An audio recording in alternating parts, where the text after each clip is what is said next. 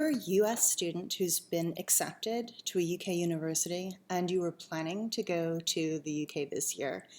You may very well be working from home through your schooling right now. So I wanted to review 5 things to consider that are strong arguments not to go to the UK this year if you are able to fulfill all your requirements virtually, and 5 things to consider that might change your mind. So the first reason to stay in the US is money. There's no question that you'll save a lot of money by being able to stay at home, not just spending money, but room and board as well as flights. The second reason is if you are at all at risk in a high risk category, you also probably should stay at home or consider this. It would be helpful having your own medical team who are aware of any complications that you may have and your history, as well as your family and friends for support if you are at high risk.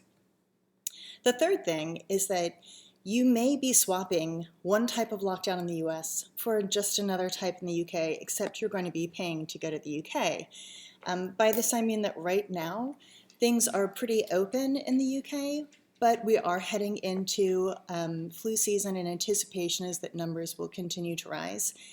If you get to the point that public transportation is closed, libraries are closed, restaurants, etc., what people were experiencing last March and April, really you're going to be very much confined to your hall of residence or your flat. In most cases, these aren't luxurious digs and you are a long way from family and friends at home, particularly if this is your first year. You are going to be having a lot of your classes virtually, and you may not have that support network to make this as easy to cope with as it would be here. So no one knows exactly how this is going to play out, but it's definitely a consideration. The fourth thing is if you go to the UK, there's a very real possibility that you could be home over Christmas holiday or spring break and find that the border is now closed to the US when you want to return. Right now, you have 2 weeks of quarantine, but if it's closed and you can't go back, consider that in your hall of residence will be maybe your printer, a monitor, all of your personal belongings, and you have no way to get there to move them out. And while last year, this situation happened for a number of people, for US students, even my students, that had to leave quickly and that we came home to the US, brought back to the US. And what people were finding is that while the RAs and staff in your hall of residence will try to assist you, ultimately it's your responsibility. So what you're probably looking at is a lot of loss of your personal items. There's an absolute workaround for this. If you're going to the UK anyway, you absolutely want to be renting a storage unit for the summer. That way you can place your things here and you'll be able to have them available the next year. So my recommendation is to simply find your storage unit earlier. This means that if you decide to leave for whatever reason, or if you need to come home on break and you don't want to worry about it as much, you can put your things into your storage unit, and that way, if the worst case scenario happened, you would be able to basically check out of your dorm or hall of residence room early. This is important because you want to receive your deposit back and you want to be able to retain ownership of your personal belongings. And thirdly, because at least last year, a lot of the halls of residence were refunding your money for term 3 if things really did get bad and so many people left.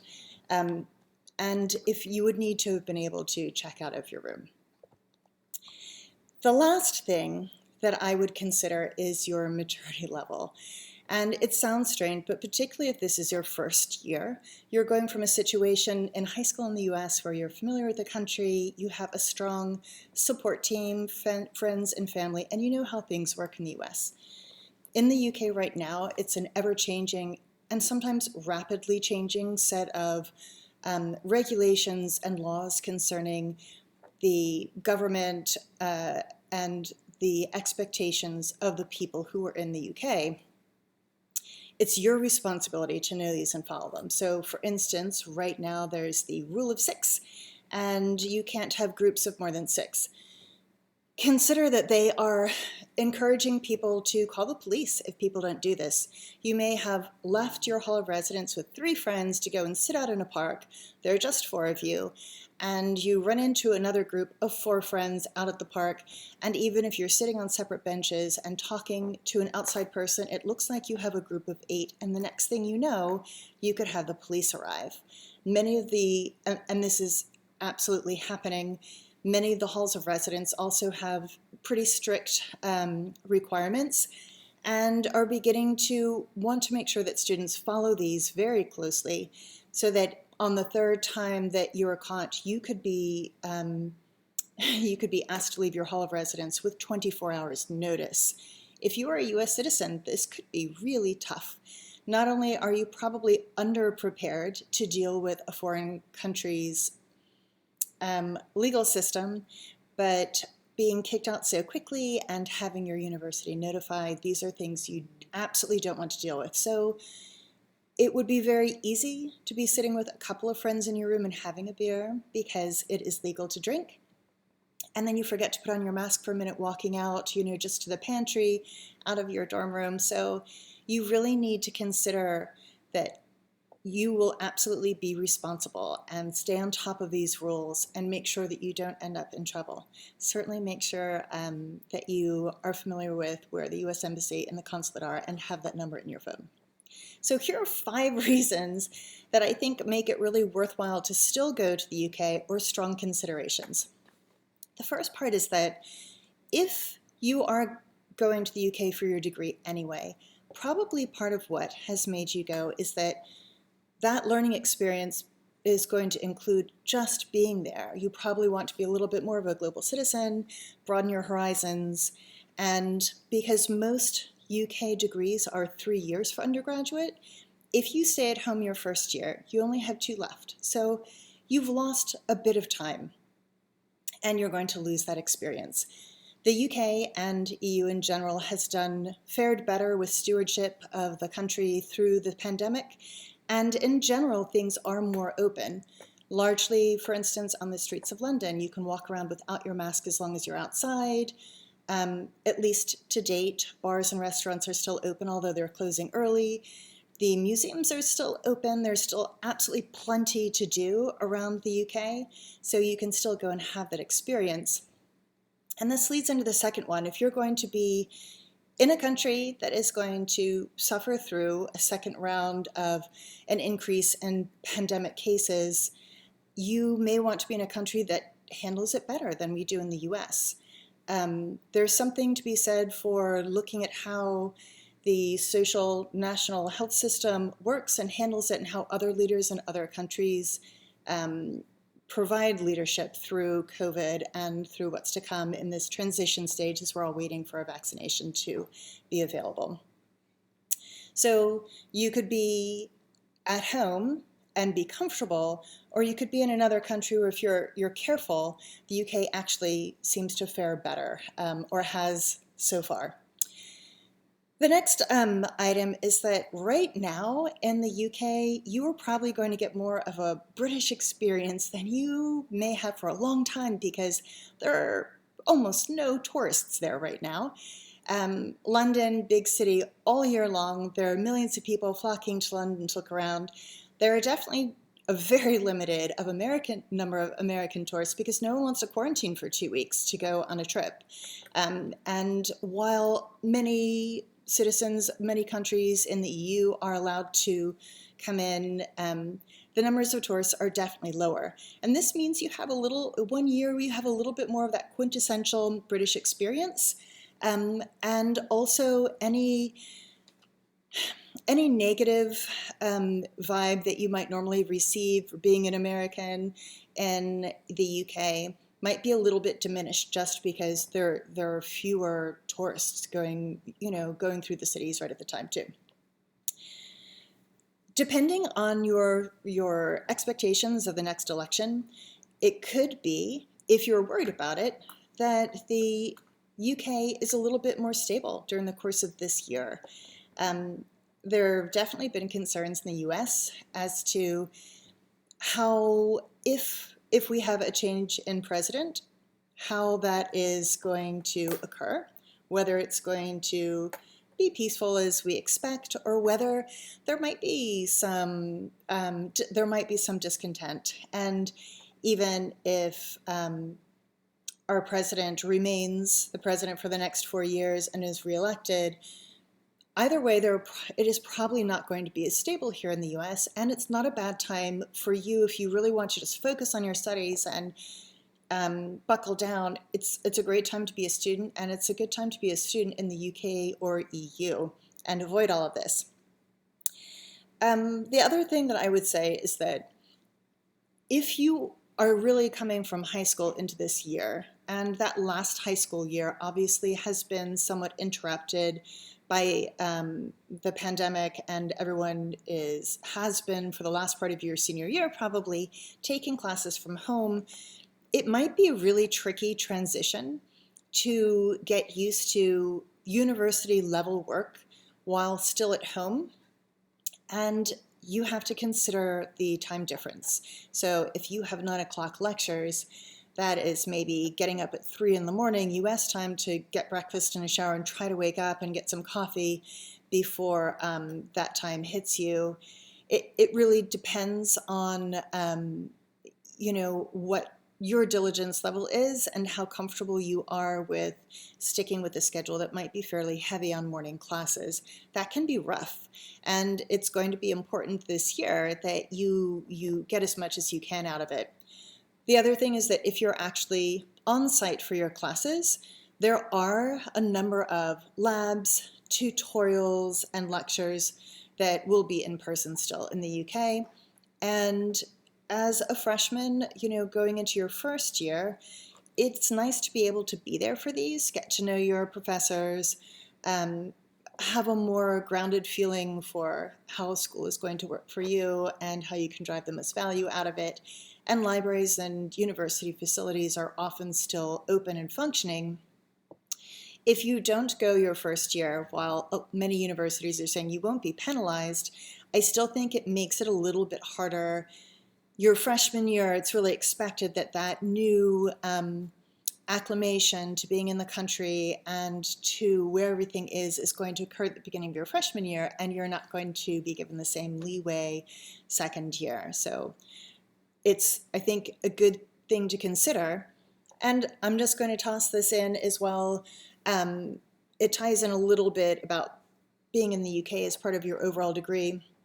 Certainly if you are in the UK for something, history, PPE, politics, where perhaps learning another viewpoint and being outside of our country, looking back in and learning that perspective, international relations, European studies, anything where it would benefit you you're going to be learning by just being there. And you're going to be missing that perspective when you're at home. And it will be a bit of catch up, if you go for just your second year. There's a lot to weigh. There's a lot going on, and it is definitely an ever-changing landscape.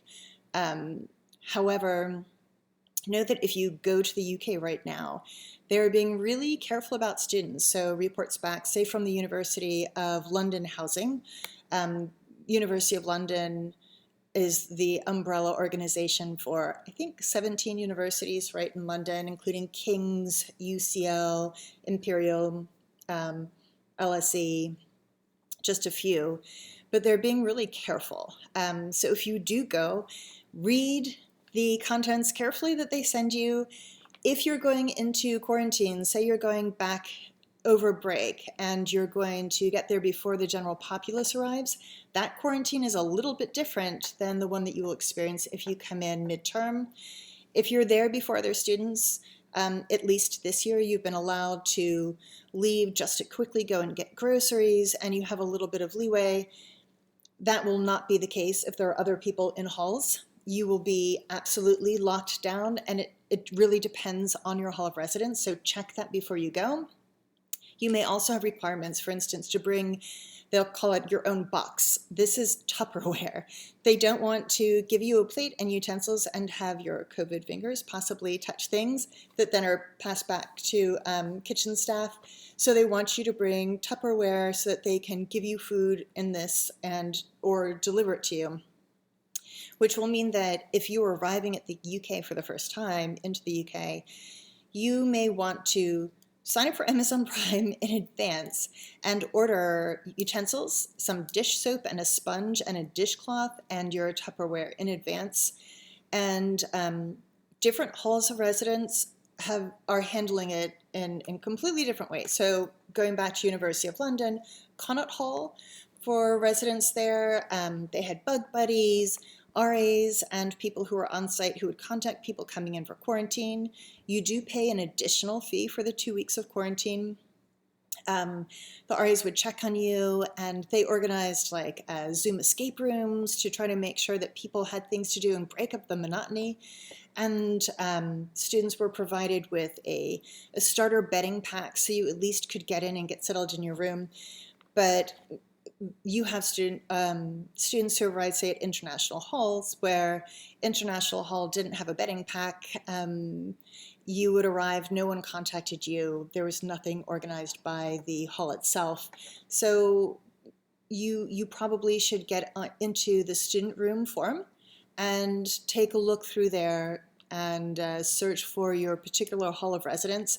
And not only should you very carefully read any instructions that are sent to you from the University of London, but you should also check out what it is going to be like if you are going to quarantine for those first 2 weeks so that you have a bit of a heads up. Absolutely, if you go, get that storage unit. Know that everything is taking longer right now for an international student, so to get your SIM card, to get your bank accounts set up, students are reporting that even after being there for a month and trying to contact, say, Barclays or Lloyds, any of the big guys for their student account, that they don't even have responses yet because they're overwhelmed. And you'll want to probably set up a digital bank account because you have that catch-22 with you can't get your British provider unless you have a UK bank account, and you can't get a UK bank account until you have a UK telephone number. So the way around that is to get a digital account set up, and then you can use that to get your SIM card. And then once you have your SIM card and your British number, you can then apply for your brick and mortar bank account. But these things are going to take longer. You're not going to be able to spend the first 2 weeks going in person to try to work through these. So do as much as you can from home, do your research, and go and have a good time in a productive and safe year.